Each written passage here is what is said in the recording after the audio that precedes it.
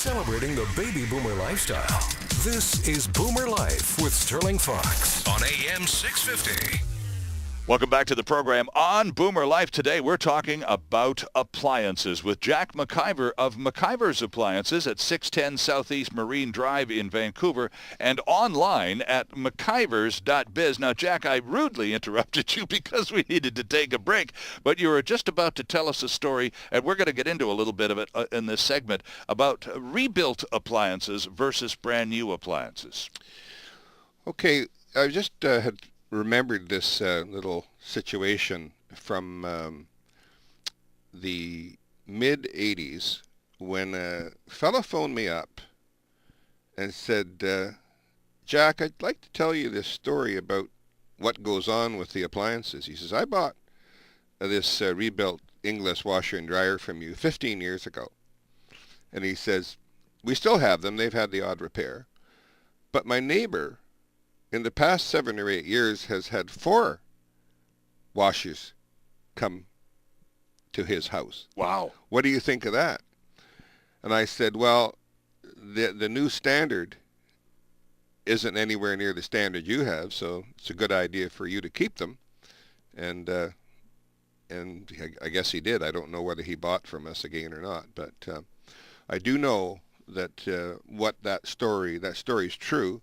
And it's happening all the time. There's a lot of the old products out there that are great. Well, now, there was I've been to McIver's showroom down there at 610 Southeast Marine Drive. You weren't there when I was in. You were out on a call. Jack still does that, friends. If he's not in the store, he's out at somebody's house fixing something. But your daughter Karen was in, along with a couple of colleagues, and Karen took the time to show me through the store and walk me around it. I was frankly floored at the size of the used and rebuilt appliances that you have down there in the store. It's a significant part of the floor space at the store. There's a lot of options, Jack. Yes, and you know what, Sterling? All those appliances that I've picked are all winners.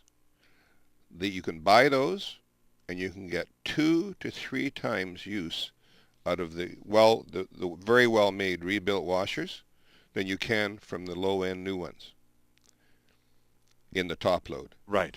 They're far better value because they are designed to clean better. They got better design. They spin faster. They're sturdier. Weight. Don't buy a washing machine under 250 pounds in a top load. Okay. If it's any lighter than that, it's called a walking machine. Back to the business model for a quick second, because you've passed this along to, this is not just about Jack. This is about McIver's Appliances, and everyone who works at McIver's Appliances, including your daughter, Karen, carries forward the same business model, the same mindset, the same customer first and respect for the customer mindset. Tell us a story about the little old lady, a classic little old lady story who comes into the store, and you're not there, as was the case when I visited, but Karen was, and this woman had a defective stove, and she was a little frustrated. Well, she'd come down looking for a stove because she thought that hers was not up to par. Right.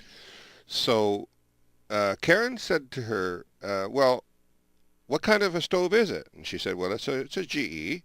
And do you like it? And is it in good shape? And she said, yeah, I'd like it better if the elements work, but but I don't know. Right. And so anyway, she was looking at a stove that by the time it was delivered, installed, and taxed, would it be about a $900 investment? All right. And Karen said to her, well, why don't you have us come out in the service truck? And if you give us the model number when you get home, we'll bring the parts we think we need. So that happened, and with taxes and everything, it was $250, and she got 2 new elements and the receptacles and taxes paid, and that's all she had to spend. So saved quite herself a saving. $650. Quite a saving. And gets to stick with the good old standby stove that she's most accustomed to and didn't really want to relinquish in the first place. That's true. And so in many cases, it is just smarter to repair or rebuild a good, sturdy, older, useful product than just to have it hauled away and buy some flaky thing. Sterling, I said, one of the things that people don't look at here is that there's no jobs for a lot of young people. You know, there's no value-added work done anymore. All the value is taken away from them and sent across to the United States or to Korea or wherever the hell they are. Right. And so there aren't anybody learning mechanical skills or anything, you know. So we have an environment where we're doing local employment, creating value out of the products that we overhaul. Right. And saving money by putting compressors in people's refrigerators. And we're doing it week after week, month after month. It's a ongoing thing with our business. So I think that the American business plan is here to siphon money, and I wish we could go back more to the value-added plan of employing more people to do jobs and learning how to do it properly, so that they could save money. One of the things that you said at the beginning of this conversation that kind of surprised me is that a lot of the competitors in the appliance field in Vancouver, across BC these days, don't have service departments. Why not? Well, because they've been dealt out. Where you see with the... You're talking about creating employment. It would seem as plain as the nose on your face if you got an appliance business to have a gang of people who could get out there and take care of them when they need to be. Who's going to train them? Oh, but it used to be, wasn't it? Factory trained technicians, isn't that still a marketing line? But factory trained technicians now are people that the prices have been driven down so badly that they don't make any money when they work for them. Okay. It's all contract work. And they become they're like sort of like the slave business. They can't say anything about what's wrong with the stuff they're fixing. Their contract says that they're not allowed to. Oh, I see. Okay. So you've got a situation where it's not free market. It's all operating under a monopoly, and it's the monopoly says, "Send us the money." That's it. Okay, fair enough. So my business plan employs people, but it's limited to having someone who's got the skills that I have, which I can train the people with. Right. And they really appreciate the things that I'm showing them. And now, have you left? Even before I came to do this show today, I was doing it. That part I have no problem believing. I mean, it sounds a little odd, but you know, more frequently than not, here in the building, it's not at all surprising. We have a Hibsch dishwasher in our staff room here at the radio station, and if anything goes wrong, well, guess who comes down to have a look at it with the coveralls and the toolkit? Mm-hmm. It's Jack. And many is the time I've come into the kitchen. Not many, because but they do require a bit of tweaking every now and then. Yes. And when that call gets made, the boss shows up, for crying out loud, and fixes the darn thing.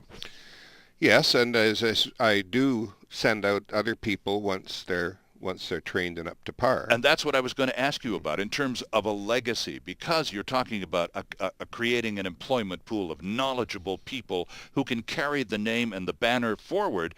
So have you got a staff now of trained up people that if you want to take a week off, all those service calls can still get made by somebody else? I don't think that it would take quite a while, and any time I did train people up like that, they went off into their own businesses.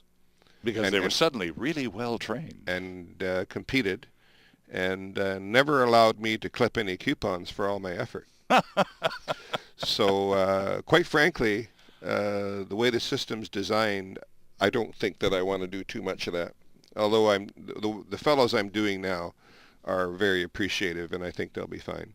Well, you know, friends, there's better to work for me than work for Whirlpool or GE or whatever, because they pay nothing. I was going to say that part pretty much goes without saying. And as far as the place in Vancouver with a business model and a reputation that includes ethical and honest business practices and experience and knowledgeable in the appliance industry, we're talking Jack McIver and McIver's Appliances. They're at 610 Southeast Marine Drive Drive in Vancouver. You can find them online at McIver's.biz, the phone number, the address, the Google map, all that business right there.